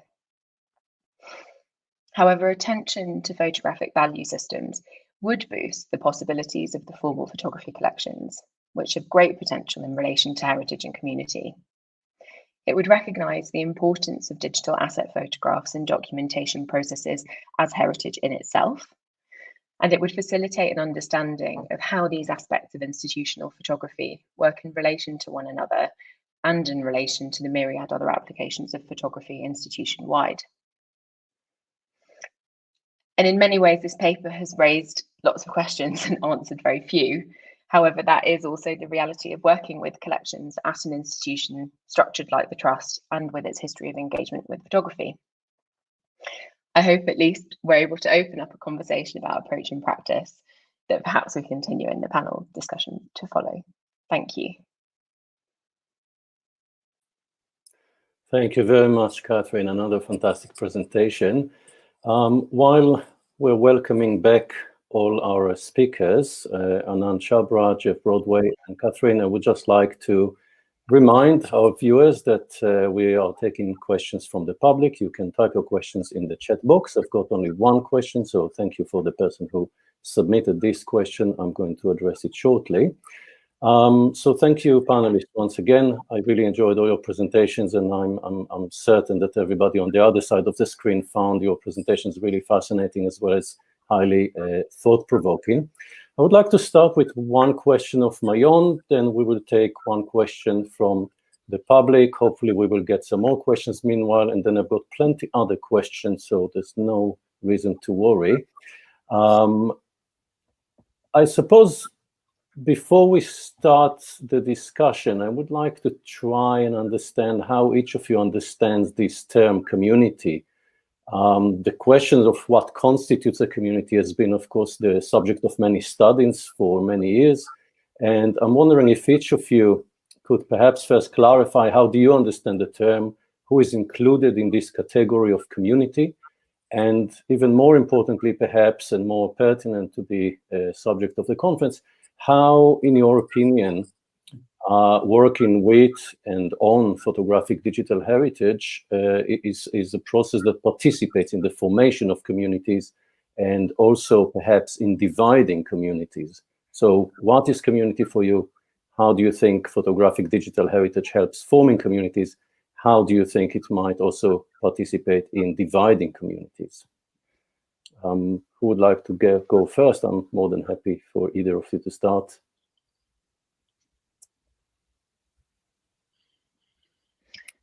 I can pick that up. From, you know, I think with a very sort of institutional hat on a lot of the time. So communities for me can mean slightly different things. It's very closely related to audiences, and it's very much related. The concept of community is very much related to groups of people who we either do or could and currently don't speak to, and it's very fluid and it's very open to me. I think there are different ways of thinking about what constitutes community. Sometimes that's sort of based on geography, sometimes that's based on common social or cultural experiences. I don't think there's any one way to define. I think community is very much about self-determination and self-definition. So, you know, I don't think we as an institution can say these, you know, this is a community, or this is a community, or this is who we see as a group. You know, that's helpful in terms of segmentation in the way that I touched upon in the presentation. But actually, it's that sort of a limited role. I think the digital photographic heritage can serve to reinforce common experiences, and it can serve to reinforce feelings of community among people who can relate to objects and experiences that institutions can provide. On the other hand, I think when we're not very good at doing that, and when institutions sort of fail to be broad and fail to be inclusive in how they interpret and present their collections. And I think that can also probably dislocate senses of community, and it can be damaging. Okay, thank you very much for that. Geoff and Anand, I'm wondering if you would like to maybe at least try and help us identify who was deemed a community in the context of your project. How did you go about establishing the boundaries of who is in, who is out of the project, and maybe some about the internal dynamics of working with such communities? I'm asking this question simply because I assume the term is one of those terms where we're talking about some kind of an entity, but it's very difficult to imagine who is part of that entity, really. And quite often in any social circumstances, of course, we have people who agree and disagree. And I'm just wondering what might be the impact of such agreements and disagreements on especially the creation of new photographic collections of the kinds that you gathered in your as part of your initiatives. It's quite a complex question, I think, Gil, for me to give a coherent answer. But I think, to echo what Katrin was saying, there are so many different kinds of communities which exist, and the communities we're working with are very different to, for example, an online community, which is self-described and defined usually by everything in common. But I think the physical community, in a place where people live, the communities we work with on our project and our projects is marked by difference as well. The similarity is they all live in the same place, in the same area, and maybe use the same facilities, but actually they're very different people with different backgrounds, thoughts, experiences, and perceptions of what is society about. And we work with those communities in different ways. But one of the ways, particularly with this project, I spoke about, is getting people together to talk about how do they belong. What is their story and how do they belong to that sense of place? What is their sense of a place? And photography is a great way of doing it. And the latter part of your question, I think it's a complex one, but I think it's when you get people together to talk to each other who are very, very different people, it actually can create to span that difference. Empathy, understanding how we encounter each other, I think. And I think that's the beautiful thing of people meeting in their own terms, I suppose, in a way that they can share and they can be heard. And I think it kind of steps aside the language of separation, which is communicated through, in many ways, the mass media about how we talk about ourselves. And if that kind of tackles a part of your question, but not all of it. Yeah, no, but it's a very interesting response and very relevant, of course. I can hear a dog bark in the background fighting for its own inclusion in the discussion of communities, probably. Oh my God. Anand, I'm wondering if you would like to say something about... Yeah, I think, in terms of the community, right from the outset, we're convicted that this community, specifically the Punjabi community, has no representation within the wider context of the City Archives, who has 150-year collection of images and not one from the Punjabi. So that was a conviction we started with. And of course, in itself, the Punjabi community, like other migrant displaced communities, it has varying degrees of assimilation and how much they want to assimilate into the wider community and how much they don't want to. So there's a mixed varying degrees. And I think all displaced communities or migrant communities have that within their structure. And I think, thinking about who we and how we approach, therefore, we wanted to start looking at more than just the Punjabi community, Indian, as well as Pakistani Punjabis initially. But we found that it was hard enough to work with our own community because we didn't understand the approach. And one thing I didn't highlight was, in the way we collected, we can't say to that community, give us your digital, give us your album so we can digitize it to preserve your future history. They just nod their head and walk off. And we thought, they're not getting it. We're trying to do something important. What do they understand? You have to build a different hook in their approach to that community, which was simply to say, might be digressing a little bit, but just simply to say to them, auntie, uncle, do you want your grandchildren to forget that you came here with nothing and you built all this? And then it was like they tear the house down. Then we thought, we got it. And that's how the album started coming through. So basically, I think, and the other thing we found out was even my nearest friends who were Punjabi that I grew up with, a lot of them didn't want to give us the images, for sake of privacy reasons. Mm-hmm. So, and some of their family members didn't want to, and some things have happened which are a little bit on tenterhooks in the way we deal with it ethically, in the sense that later on I remember going to the house of one of the people, the participants who gave the album, and their daughter was there, and she said, can you take my first name off? It's because she'd been through a divorce and didn't want her first name. She just used the initial, but she loved the archive. So those kinds of things, feeding back as to how people respond negatively or positively to something that's been digitized. On the whole, it's been good. Like I say, it's gone international in terms of the feedback people are getting, and we're constantly getting them. So far, I haven't had a bad word, from majority. They really love the archive. But I can see where certain things also happen religiously, where if you mentioned about the turban dispute, and one gentleman, he had a picture in the archive where he had a turban initially, and then he had to cut it off to move up the social scale of work because he didn't feel he could get up the ladder because of his turban, and that caused some kind of enmity between Sikhs, say, who had migrated from Kenya, who were very staunch about keeping the turban as their identity, and they migrated at the same time as them. So you had that kind of thing going on where people were a little bit umming and ahhing, and one or two people aren't sure about that. But I think generally, even the wider community has responded positively, even for looking at something like the Apna Heritage Archive, because they identify with the era, they identify with the imagery, these universal aspects of the archive, that they can have those kind of collective memory about what it was like growing up back then, and about that community as well. So that was positive. I don't know whether that answers your question. It does. Thank you very much.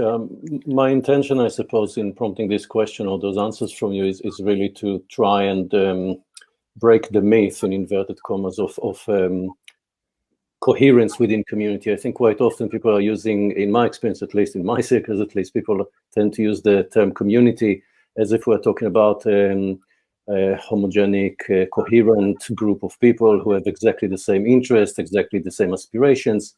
And I suppose, especially once we start working with photographic collections that are not necessarily kept in institutions, I think it's incredibly important to be very much aware of the fact that even within communities, and Katrin earlier mentioned the necessity of working with community leaders, and I'm not going to contradict that, but I think that even community leaders do not always necessarily represent the full community. Communities, like any other social environment, you have louder voices than others. Sometimes you have more charismatic people, less charismatic people. So I was just wondering whether either of you encountered such issues during your work. With this in mind, I think it's time to take a couple of questions from the public, and thank you very much for posting those. And after that, we can continue with a few other questions. So Ed Bailena, excuse me if I'm not pronouncing the surname correctly, is saying, fascinating projects depicting families and communities. How many such projects are there in the UK, and how can we find them? This could be useful for family history research and the like. I assume it is mainly perhaps for Anand and Geoff, but Katrin, of course, if you're aware of such projects, by all means, join in. It's a fascinating question. I think, where can you find them? And they exist, here and there. I think they're dotted around, and more people are doing these kind of things, very much like our organization, but there's not an overall body I can see that's actively doing it. I know that the Photo Collections Network is trying to do that, and we'll do that more in the future. But, unless people highlight them, or unless we have a collaboration of organizations and individuals who have done these collections themselves and put the whole thing together, maybe that's coming next, maybe online or something. But yeah, it's very hard to find out exactly where it's happening and who's got what collection at the moment, I think. Yeah, and I think it is a good question, I think, because when I did the research for our project, I tried to find out what projects are happening and what has happened, and it's quite a tricky process because these projects are by their very nature transient, and that's to do with how much time we have, the funding that we receive. So Our website, for example, will be up for 5 years. That's the funding we've got for it. If we want to maintain it longer, we'll have to get more funding and so on. So it's quite hard to maintain a digital archive and an online presence in that way. And it seems to fall between the gaps. And for example, the National Lottery Heritage Fund, which was one of our key funders, are keen that there is a legacy, but that only goes so far. And they don't themselves create a map of a connective set of projects like this project that they've funded across the UK. And of course, there's other projects that happen that are self-started, because they pop up, they happen, and they fade away. And it's always a challenge about how we document those, pull them together to create a wider sense of what has happened and what is happening. And I don't know if there is a real bulletproof answer to that. I certainly don't have one myself. I don't know, Katrin, if you would like to say anything, but I would just like to add, to make this question even more complicated. There's, of course, the question of sustainability in general of such projects, especially community-led projects, which, as we heard both from Anand and Geoff, are very much dependent on funds and skills and abilities of people to dedicate the time. Normally, this kind of work is being carried out voluntarily. Normally, not always, admittedly. And I think another issue, the elephant in the room, so to speak, is the issue of legal protection. I mean, once you've completed your projects, for example, Anand and Geoff, contrary to, not all, but contrary to other types of heritage assets, correct me if I'm wrong, your projects are not protected by any law. So it is heritage, but it's not authorized heritage, so to speak. So just trying to throw in a few other aspects to discuss, perhaps. But Katrin, I'm wondering if you would like to take up the recent question. If you are aware of any projects that you would like to share with us. I guess just to add that in terms of how to find them, I agree with Gil that it's not always an even footing, and funding is a really important factor, or being attached to an institution that has funding or platform, for example. So, you know, you can see where larger institutions have partnered with communities. There's much more publicity because it gets taken up into the sort of wheel of the PR, the marketing teams, the social presence, social media presence of larger institutions. So in that sense, I guess there is greater publicity for some than others. But aside from reinforcing what Anand said about the Photographic Collections Network trying to create more, you know, more of a solid map about these things happening across the UK, I'm also unaware of one place that this information is gathered. Of course, actually, the only thing to flag is that a lot of documentation can end up in places like the British Library. That's true. Okay, thank you very much. Oh, sorry, Anand, did you want to add something? I was just going to say, what I think, if it was to happen anyway, and if there was, I think the bigger questions come out, maybe we'll address them later, is that how do our communities, therefore, especially migrant communities, access these archives? In what way, in what manner, what relationship do they needs building? Which is a bigger question for institutions who have the means more than what we do. Yeah. And I can just add one point into that, I think, which is I think this has come up before in other discussions, when we digitize archives, that they have a certain time frame to them in terms of their longevity, because technology changes so quickly that things become obsolete in terms of how they access them. So how we submit our digital archives to our local archive may not be accessible in 10 years' time. So it's actually what is produced in a more of a physicality which endures, I think, which is why I think books are a really useful way of sharing projects like ours as well, because it has a certain life to it. But again, it's imperfect, I think. I also think there's I was talking to a colleague yesterday about this after day one of the conference had finished, that you know, digital platforms and digital infrastructure at large scale institutions can be a bit of a double-edged sword. And I think often there's a tendency to talk about using digital platforms and digital infrastructure and digital technologies more broadly as something progressive or something aiming for the widest possible reach, but actually it can also be a way of marginalizing things and sidelining things and saying, well, if we put this on the website or we put it on a blog post, then we've addressed it, we've done something, but it's a way of avoiding having to be very confronting about it on site sometimes, or in a way that is going to reach people who might complain about it, for example. So I think it's worth remembering that when we're talking about making things available digitally, that actually the internet is not neutral, and it's not universally accessible, and it can be lent upon for sidelining rather than for prioritizing.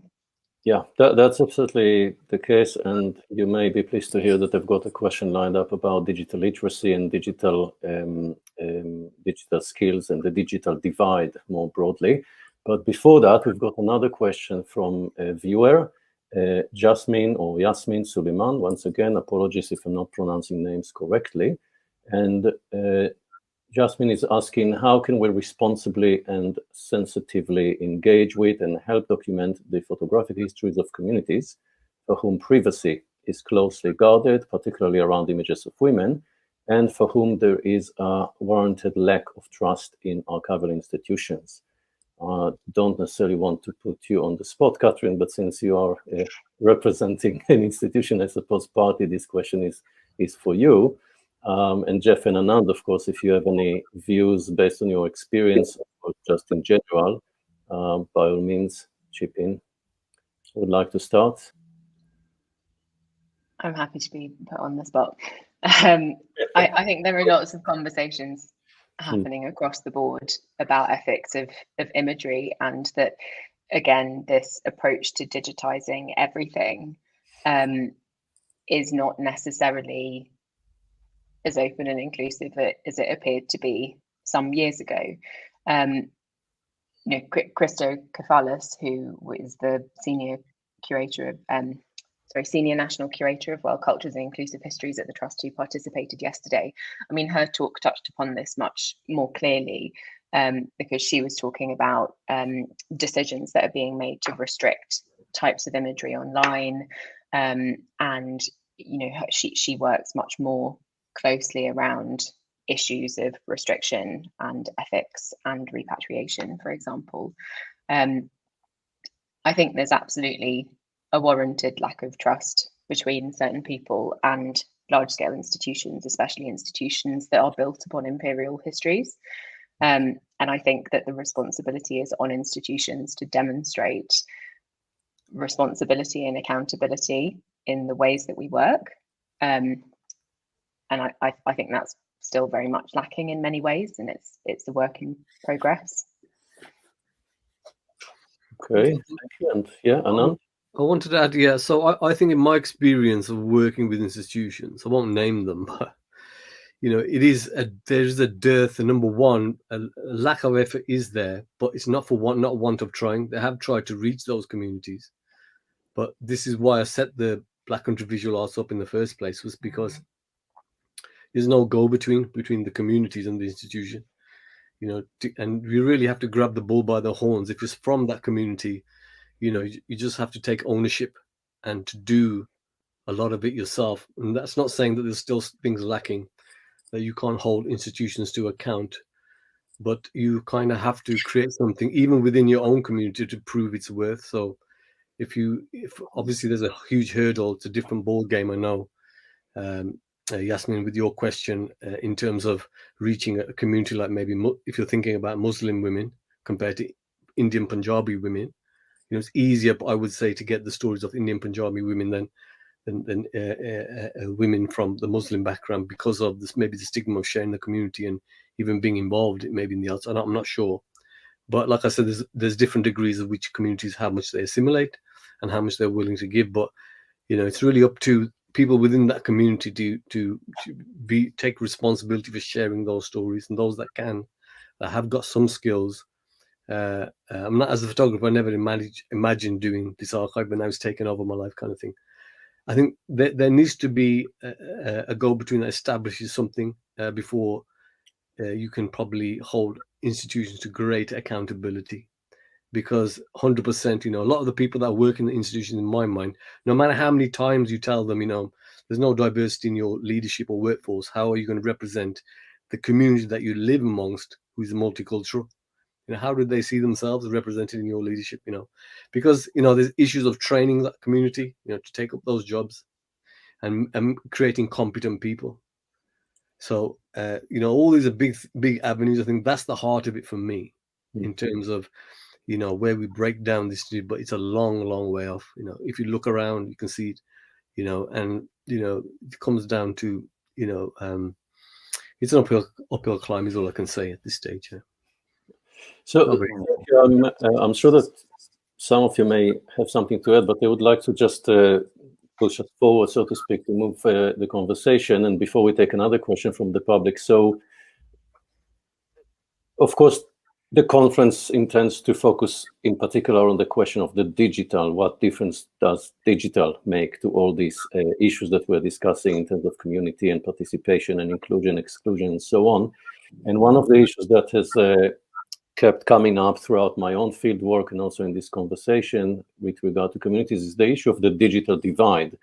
And here I'm thinking not only about people who have no access to digital technology, but also to those who might have access, but not enough digital skills, digital literacy skills to work with the technology effectively, nor to fully understand how to use digital culture to their utmost benefit.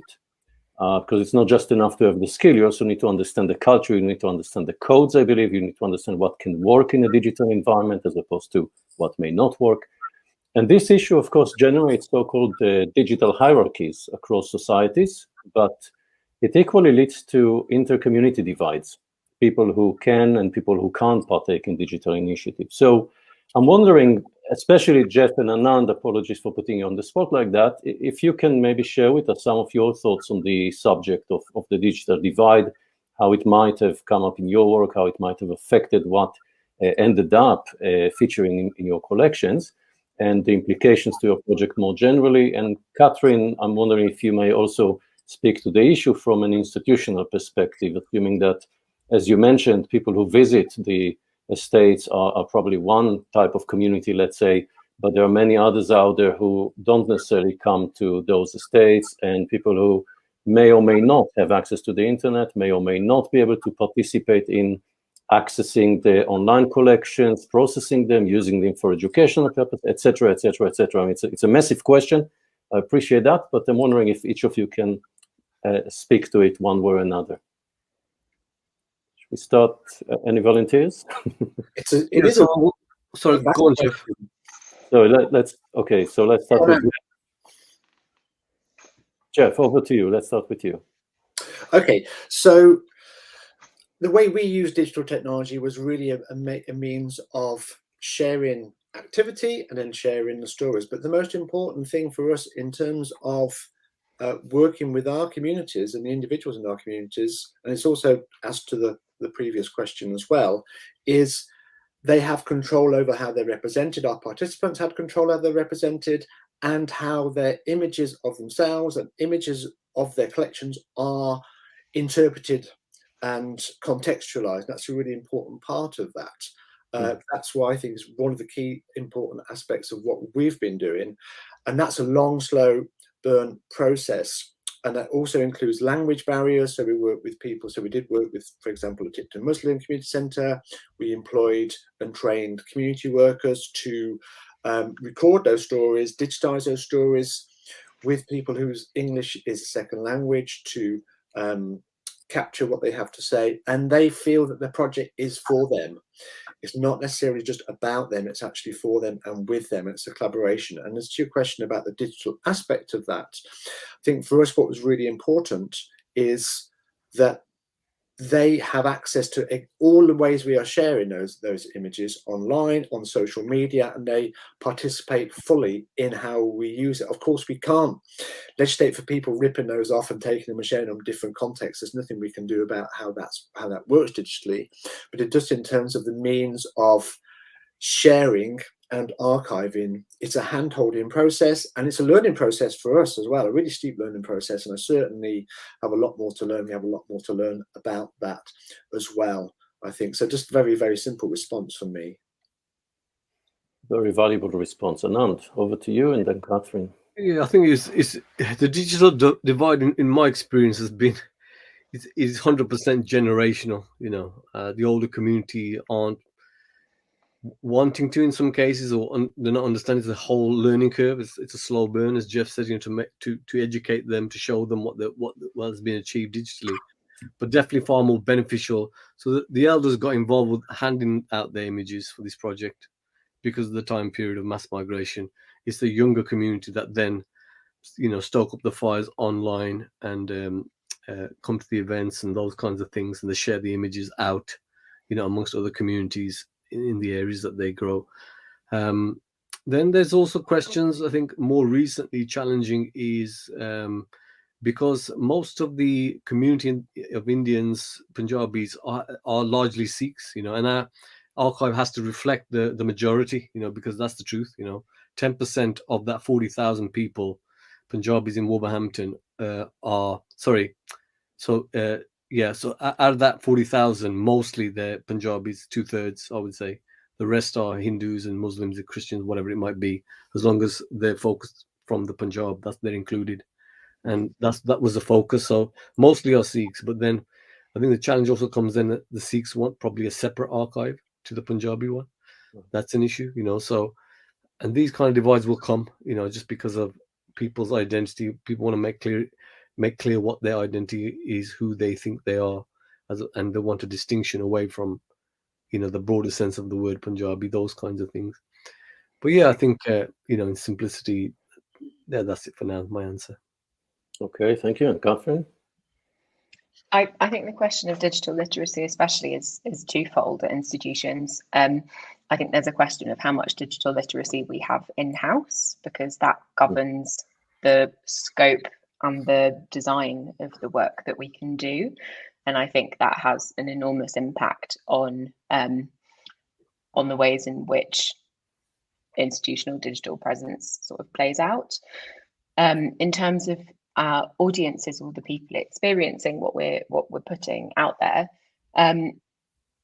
yes, I think that especially at the Trust and with the fact that many of our places are located in quite remote locations, and there are, so, you know, hundreds and hundreds of them around the country, there, you know, is a different visitor in person, on site, even between sites, and a different visitor who engages with digital content. I think it's important to remember that just because something is discoverable, it doesn't mean it's accessible. And having millions of records available online doesn't mean that those records are actually, you know, really accessible to be engaged with. And there are all sorts of sort of built-in issues to databases and cataloging systems that sort of reinforce particular narratives in, you know, baked into a record, but also mean that often something is only, you know, findable if you know what you're looking for.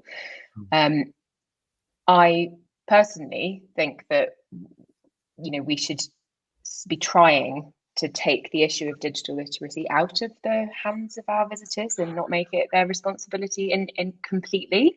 And what I mean by that is that I don't think we should be considering things that happen on site and online as different things. That everything's interconnected and they can be related. And actually, the work that we do through digital platforms and databases and cataloging systems, that can feed back into an in-person experience that is underpinned by digital technologies, but doesn't require a massive amount of digital literacy from a visiting public. So, but that relies upon having good levels of digital literacy in-house to facilitate that kind of work, and it requires interconnectedness across the different departments at an institution that deal with digital things. Yeah, so thank you. I think, first of all, thank you, of course, for bringing up the issue of digital literacy and digital skills more broadly within institutions. So you're absolutely right. It's not like communities have issues with digital literacy and all institutions are fully digital literate. What you're saying is absolutely right, and it's very important to remember that as well. It is still some kind of a revolution, in inverted commas, that institutions as well are trying to come to terms with. At the same time, I want to stress from my perspective, at least, that by digital literacy and digital skills, I'm not necessarily thinking only about online skills. I'm thinking about, for instance, the ability of institutions to get communities involved in the actual work. We've got a question from Celio coming up about the organization of metadata, for instance, and I think this question of digital skills and digital literacy might become a bit of an issue once institutions in particular really want to engage members of the public and communities more specifically to almost take ownership, let's say, of their parts within national collections or institutional collections, and to be fully involved in the behind-the-scene processes. So I think this is partly where I was trying to go with the question, but this is, of course, not to challenge or contradict what you've said, just to clarify from my perspective. And I think Anand also spoke to this aspect. I think it's time to take one more question from the public. I think it's the last question from the public, and this is from Celio. And Katrin, apologies for putting you on the spot, but I think it's mainly for you. Although, again, Anand and Geoff, you're very welcome to join in. It is about metadata, so I imagine that one way or another it can be relevant to your work as well. And Celio is asking, cataloging, he says, is inherently hierarchical and governed by controlled vocabulary authorities, and historically built with permanence in mind that is proving difficult to decolonize. How can we rethink the collection and intellectual organization of the metadata associated with the digital objects to ensure the community knowledge is prioritized? I think it's something that Christo was touching upon yesterday, but maybe, Katrin, you would like to add something or address this question more directly. And once again, Anand and Geoff, you're very welcome to share with us your own thoughts on the subject. Yeah, I mean, Krista definitely could speak to this more directly than me based on our sort of remits.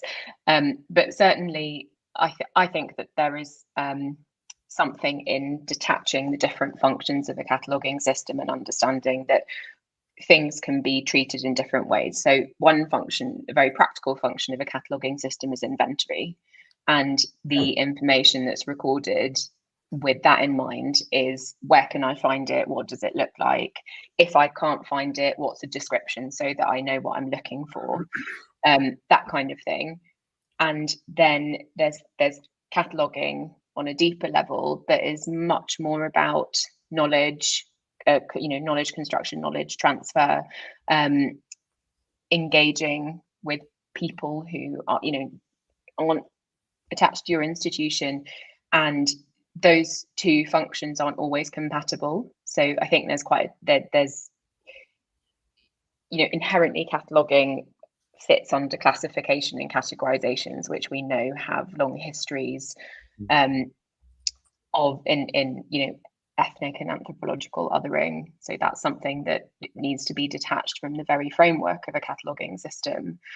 For example, there are also things around language that can be really helpful. A fantastic colleague, Omnia Abdelbar, who was working on a project about Egyptian photography at the V&A, she introduced Arabic characters into the cataloguing system, and the result of that, and the type of reach that work had internationally was hugely impacted by the ability of the cataloguing system to accommodate different characters and different alphabets and different languages.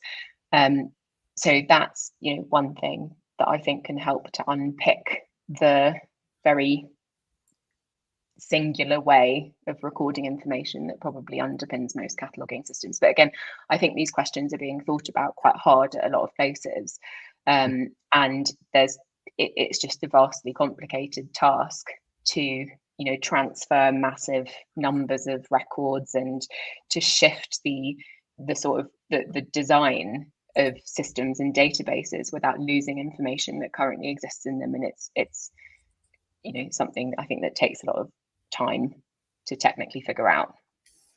Absolutely. Geoff, Anand, either of you would like to add anything? Yeah, I think institutions in terms of cataloging, probably, I think there needs to be a better sense of agglomeration. It comes down to that. I mean, the community doesn't know nothing about inventories and cataloging and why that should benefit them. It's all a sense of education in the first sense. And then institutions who have got the means and the resources to be able to put things on to change that in the psyche of communities like the Punjabi community, I think, to answer Celio's question, I think agglomeration of various groups who have the means, groups like us, groups like the City Archives, the universities, stakeholders within the communities, the MPs, that kind of thing needs to happen, where people come together and begin to discuss these things, number one, and then the educational element starts, and then the cataloguing can begin. I'd be quite fascinated to know how the Egyptian archive, how that worked. Actually, I don't know nothing about that. That would help to start how that actually, the nitty-gritty of how that was set up and its effects later on. Quite interesting. They were historic photographs. Okay. Okay, we don't have any other questions from the public. I would like to introduce one final question, and then we should be able to finish the panel on time.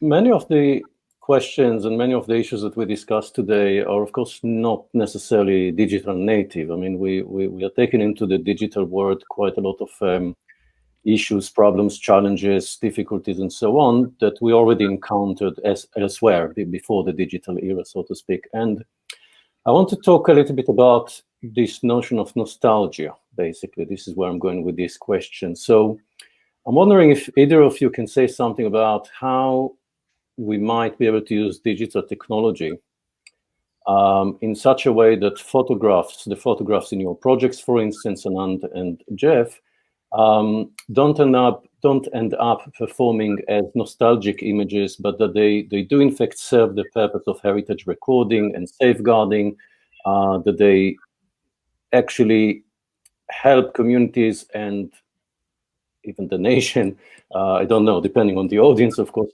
help to immerse people in cultural heritage with its deep implications for the community and for society in general. And it's something I'm asking this question because of many of the more historical projects, especially from the 1980s. Once photographs started coming out from private collections, they ended up in exhibitions and so on. And vast criticism was launched against such projects because they ended up being nostalgic. People kind of walking into the gallery, reminiscing on old times and how wonderful the world used to be, and look at us nowadays, and so on. So how do we make sure that it doesn't happen with such digital collections? And do you think there is something about digital technology itself that we can use to avoid these kind of experiences, which are not necessarily bad, don't get me wrong, but admittedly they might be a bit counterproductive in the context of your projects? It's such a good question, Gil, and we could do a whole talk around that very theme, I think.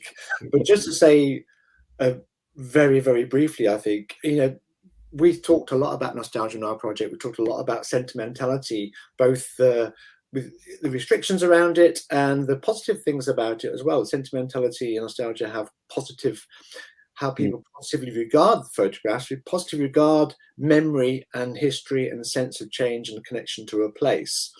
I think for us, what came through very clearly with the stories that were told around the photographs, there was a sense of loss, but there's also a sense of not returning to that. And I think it's about how we present and share those images with those stories in a way which captures that.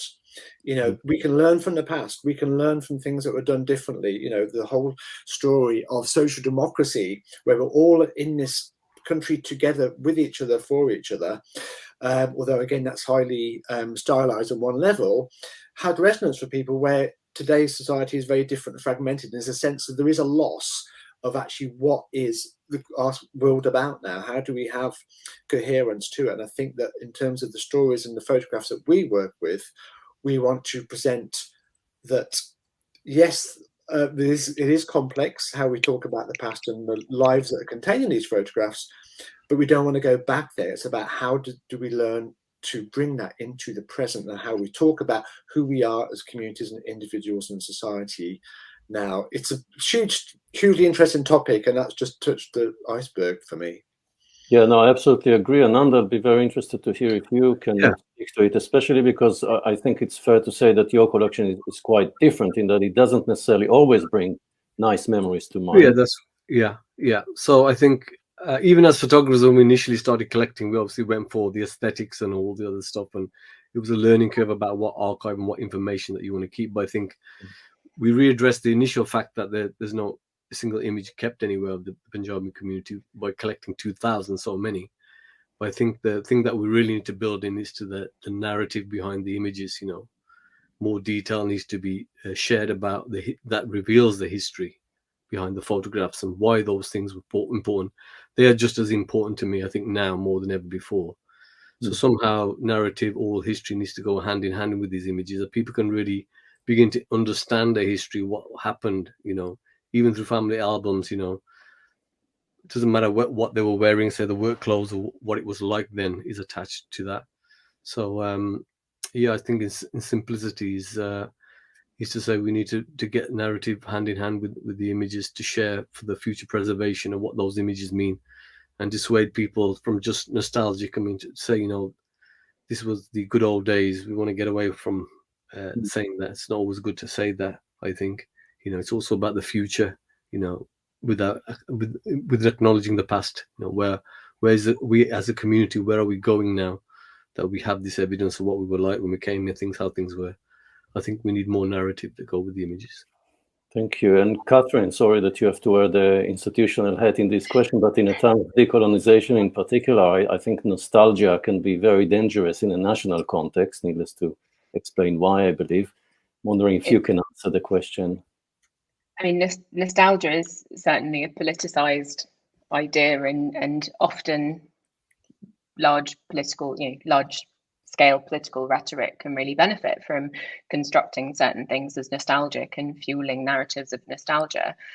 And these can be in conflict with how people who might have a more personal experience or relation to particular types of photographic imagery might feel themselves. I'm thinking actually in this case specifically about the Hungarian diaspora communities in pre-Trianon lands, which is something that I've researched a lot in the past. And there were very particular examples where artists unhooked themselves from a highly politicized rhetoric around certain types or groups of imagery being presented in national institutions as nostalgic and as something that supported the particular right-wing objectives of the government at the time.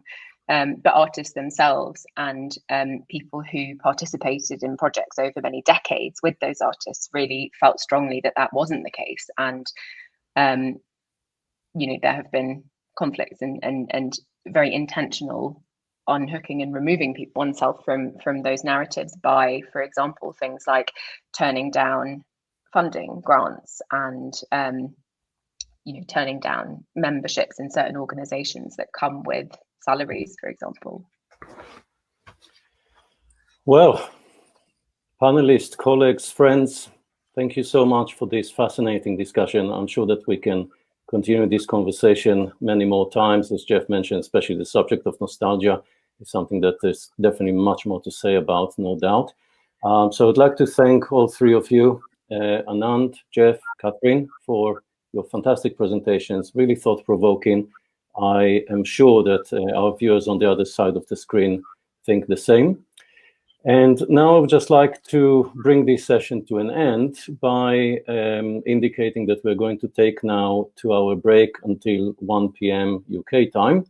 And this is when our final panel of the day will commence. So, and I should say probably the final panel is going to be on the notion and realities of the political, and we are going to have 4 speakers. So thanks for watching us, and I hope you join us in a couple of hours for the final part.